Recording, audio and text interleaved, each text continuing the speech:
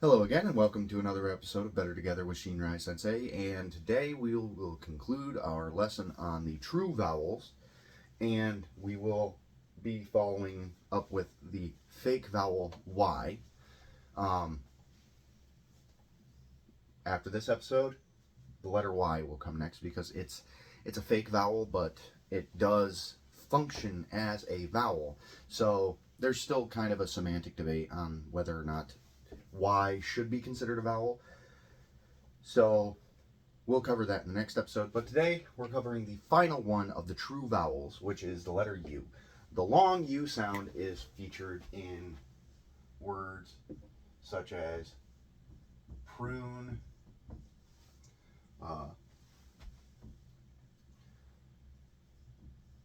luna, as in like la luna, which is the Spanish word for moon. Yes, I will be using some other language words in this for the purposes of the fact that the long U is actually rarer than the short U sound when it comes to U. So prune, luna, things like that. I'm just going to put an etc. here. You can always look up examples of these on your own. Like look at words, and if you see the letter following the consonant here is an E. Once again, E does the heavy lifting and helps U show its true colors, right? Rune would be another good one, so I'll show that one. Rune, things like that. Right. All right, and then the short U is found in words like under, bun, run, fun,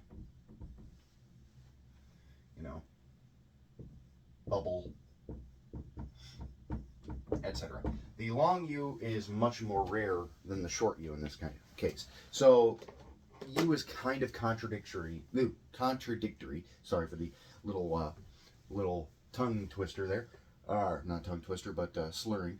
The U is actually contradictory to many vowels because its rare sound is actually its long sound, whereas most vowels try to, as often as possible, the long sound is what most vowels prefer to make.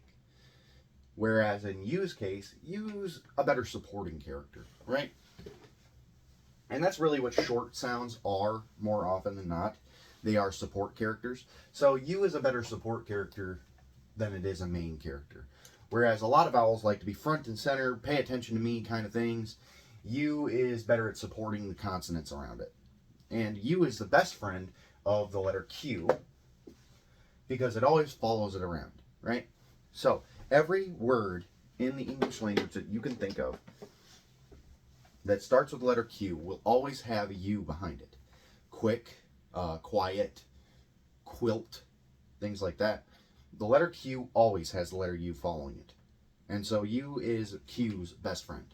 And the letter Q really only can make sounds based on the letter U.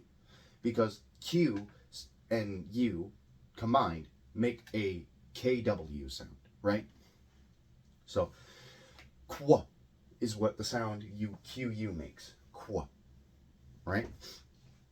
And really, if we took out the letter Q from the alphabet, U would be used much less and would be featured really with only its long U and short U sound rather than a W sound. And it is really very rarely outside of being Q's sidekick that you will ever hear a U making the W sound, right? But U is the best friend of Q, always follows him around, and U is also a very good helper to the consonants that it sees, right?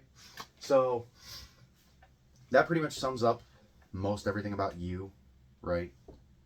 The letter U really only has the long U and short U sounds, and then it has a W sound whenever it's associated with Q. And if you guys find any of this stuff helpful, please take a screenshot of the board. I look forward to seeing you guys in the next one. Peace.